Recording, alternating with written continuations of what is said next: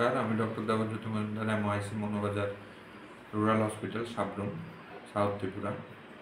আমরা আমাদের হসপিটাল এই কমিউনিটি হেলথ সেন্টার প্রতিষ্ঠিত হয়েছে অলমোস্ট 35 ইয়ার্স হলো।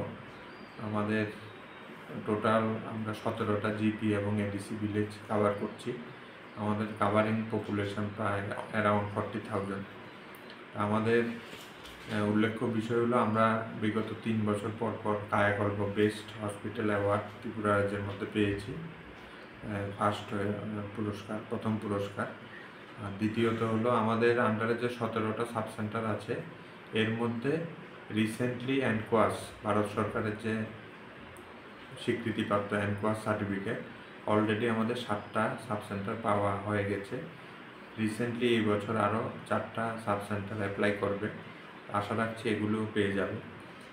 পাশাপাশি আমাদের এখানে 24 আওয়ার বিভিন্ন পরিষেবা দেওয়া হয়। এক্স-রে, আয়ুষ্মান ভারতে আমরা সাফল্যের সহিত কাজ করে যাচ্ছি। রুগী ভর্তি থেকে শুরু করে ছুটি সব কিছুই।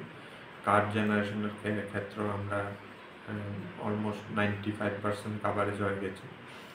দ্বিতীয়ত, আমরা হসপিটালের RKS-এর তরফ থেকে একটা অটো কিনেছি। এই অটোর মাধ্যমে গর্ভবতী মহিলাদের বাড়ি থেকে হসপিটালে এবং হসপিটালে প্রসবের পরে বাড়িতে বিনামূল্যে ফ্রিতে পৌঁছে দেওয়া হয়।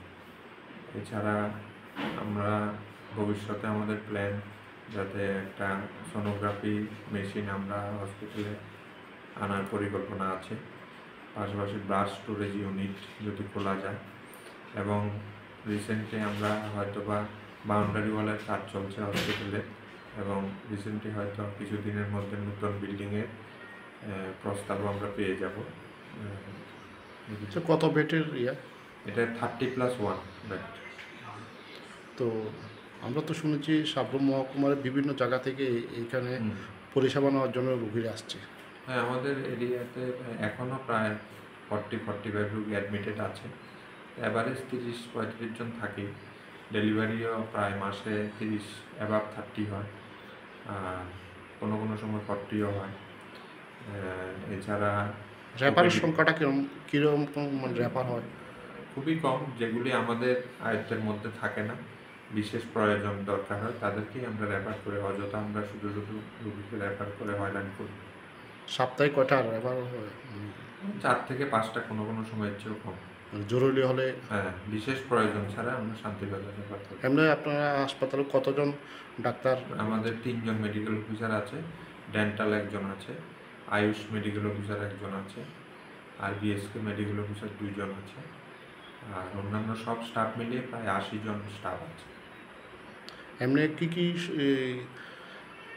মানে আপনারা পরিষেবার বাইরে পাচ্ছেন, বা কী সমস্যার সম্মুখীন হচ্ছেন?